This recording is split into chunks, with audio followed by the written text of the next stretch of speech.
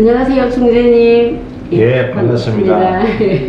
우리 대한민국 국민 사이버 국회 발대식을 얼마 전에 하고 우리 총재님이 이제 그동안에 평소에 준비해 오셨던 거에 대해서 좀 구체적으로 우리 많은 국민 의원님들에게 좀 한마디를 진행하는 순서로 진행을 하겠습니다. 반갑습니다. 사이버 국회 앞으로 계획을 구체적으로 좀 얘기를 해주시면 좋겠습니다. 일단 사이버 국회에 대한 정의를 먼저 알 필요가 있겠습니다. 사이버 국회는 현재 살아가는 우리 대한민국뿐만 아니라 전 세계적으로 제4차 산업혁명 시대, 스마트 시대, 다시 하면 디지털 시대입니다. 그래서 이제는 오프라인과 함께 온라인에 대한 인터넷 국회가 필요로 한데 그동안 사이버 국회가 필요로 한 것은 약 20년 정도 언급이 되었습니다. 실제로 사이버 국회가 당면해서 최근에 만들어진 게 아니라 20년 정도 소요됐지만 그동안에는 활성화되지 못했고 이제는 그 2019년 이후에 코로나19 팬데믹 이후에 모든 사회가 비대면 시대가 되었고 더더구나 이런 사이버 공간 상태에서 모든 사회 활동이 이제 활성화되고 있습니다. 그래서 이제는 오히려 오프라인보다도 온라인 시대가 되기 때문에 온라인 국회, 온라인의 인터넷 국회가 필요로 한데 이거를 공식적으로 대한민국 국회가 있지만 여기에 대한민국 국회와 함께 협력하는 단체로서의 비영리 단체, 참여 단체로서의 소신 있게 이번에 국가를 염려하고 참여하는 모든 정치 지도자뿐만 아니라 경제인들, 문화예술, 체육인들이 더불어서 함께하는 참여단체, 비영리단체를 발족을 하였고 이전까지는 그 법인으로서 등록되지 않았지만 이번에 대한민국 국민사이버국회는 충청도, 대한민국 중심 충청도에 공식적으로 고유명칭을 등록하고 사업자 등록한 합법적인 등록단체입니다. 대한민국의 국민은 주권은 국민으로부터 나온다라는 말이 있잖아요. 우리 국민들이 하고 싶은 얘기가 참 많이 있고 그 다음에 정부에 대해서 또 때로는 칭찬도 해야 하고 또 때로는 부정도 하고 이런 부분들을 대변하는 그런 사이버 국회라고 보면 될까요?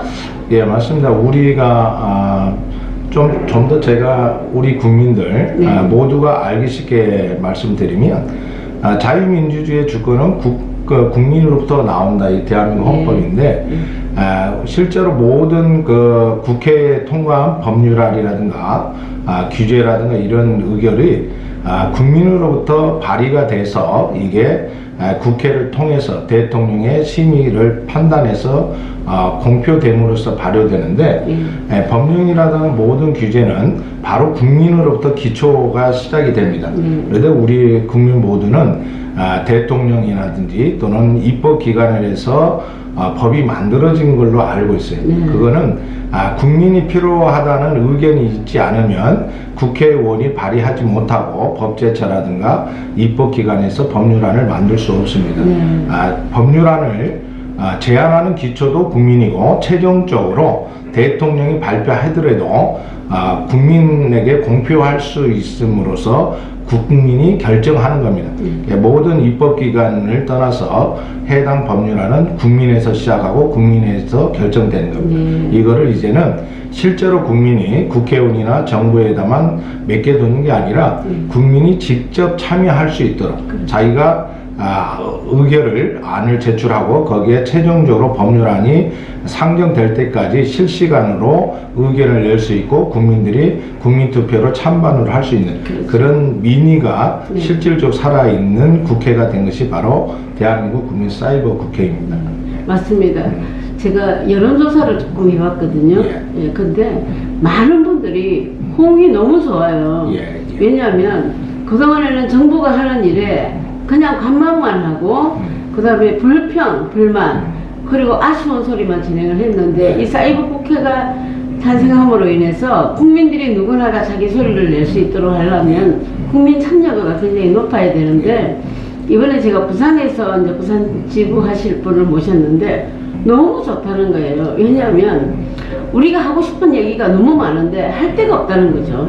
그런데 이 사이버 국회를 통해서 각자들의 생각이나 이런 것들 이렇게 했으면 좋겠다, 이런 아이디어가 있다, 이런 것들을 제안할 수 있는 그런 토론의 장이 될 수 있다고 생각을 합니다. 앞으로 사이버 국회에 대해서 굉장히 기대가 큽니다. 예, 그리고 특히 일자리 창출이나 시니어 정책에 대해서 굉장히 우리가 함께 해야 할 부분들이 굉장히 많습니다. 그래서 우리가 발대식으로 끝나는 것이 아니라 앞으로 시니어 정책이나 일자리 창출이라든지 각각 분야에 뭐 요즘 뭐 기후변화라든지 이런 부분에 대해서 많은 사람들의 소리를 함께 대변하는 그런 사이버 국회가 되었으면 좋겠습니다.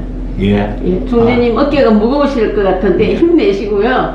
옆에 우리들이 함께해서 이 사이버 국회가 정말 누구나가 국민 누구나가 공감하는 그런 자리가 될 수 있도록 그런 장이 될 수 있도록 하면 좋겠습니다. 대한민국 국민 사이버 국회, 특히 우리 사이버 국회는 공식적인 국민의원이라고 명칭하였지만 회원들만이 아니라 국민 모두가 사이버 국회의 회원입니다. 그리고 우리 정부나 또는 입법기관, 행정기관, 사법기관 다 제 역할을 하고 있지만 그래도 자기 역할에서 충실하다고 하지만 국민의 눈높이에서는 부족함이 있을 수 있습니다. 그런데 이런 것들을 좀 더 국민에서도 이해하고 좀 더 기대를 기다려주는 이런 모습도 필요할 것 같고요. 국가와 국민 간의 사이에 틈새가 있는데 이러한 것을 벽을 줄일 수 있는 역할도 대한민국 국민 사이버 국회가 앞으로 할 역할입니다. 그래서 꼭 필요한 단체, 있어서는 안 되는 단체가 아닌 있어서 절대로 그동안 없었던 것이 후회될 정도로 이번에는 꼭 있어야 하는 단체, 힘 있는 단체, 반드시 대한민국 필요한 단체가 되도록 우리 모두가 협력하길 바랍니다. 감사합니다. 그리고 마지막으로 이번에 의류 모으기 행사를 하셨는데 의류 모으기 행사는 어떻게 해서 하게 된 계기가 됐을까요? 의류 모으기는 우리 대한민국이라기보다도 우리 한민족은 그동안에 국가 재난이 어려울 때 상부상조하고 한난상일의 정신으로 국가를 재건했고 항상 이기에 강한 나라의 면모를 가져왔습니다. 우리가 이전에 3.1절 당시 국제보상운동이라든지 또는 IMF 때 금모으기 운동, 이제는 2023년 후 현대를 살아가는 우리는 그래도 경제적으로 많은 부유하고 부족함이 없지만 그래도 아직까지도 우리에게 차별하고 있는 좀 헐벗고 좀 소외된 계층이 있습니다. 이런 소외되고 차별화된 계층을 돕기 위해서는 여러 가지 경제적 지원이 있는데 우리 국민 모두가 누구나 손쉽게 할 수 있는 것이 바로 내 가정에 있는 혼옷을 모으는 겁니다. 그래서 혼옷을 모으면 가정에서도 환경 개선도 되지만 결국 여러 가지 어려운 이웃을 돕는 자랑성을 할 수 있고 또 특히나 이 의류 모은다는 것이 단순히 사회복지를 위한 봉사단체가 아니고 의류를 모으게 되면 각 가정에서 옷을 넣으면 소비성이 늘어납니다. 소비가 늘어지면 이제 생산이 유발되는데 결국은 경제가 발전하는데 활성화가 됩니다. 소비 활성화가 된다는 거죠. 그래서 의류 모기를 저는 전국민 희망 의류 모기로 2008년도에 발대식을 해서 지금까지 약 10여 차례가 왔는데 매번 국가 재난 위기 때마다 전국민 희망 의류 모기로 지금 활성화하고 있습니다.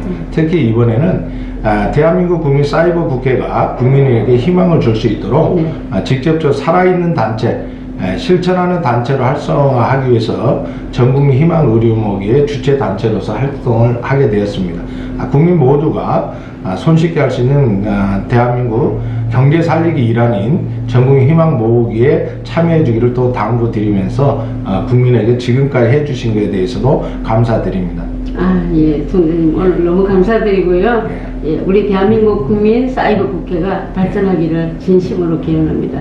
총재님 감사합니다. 오늘 위원장님께서도 일자리 창출위원회로서 단연간 해왔던 모든 이력과 경력을 국가를 위해서 힘써 주시기를 바라고 지난번에 어떤 주제 발표한 것에 대해서도 깊이 감사드립니다. 감사합니다.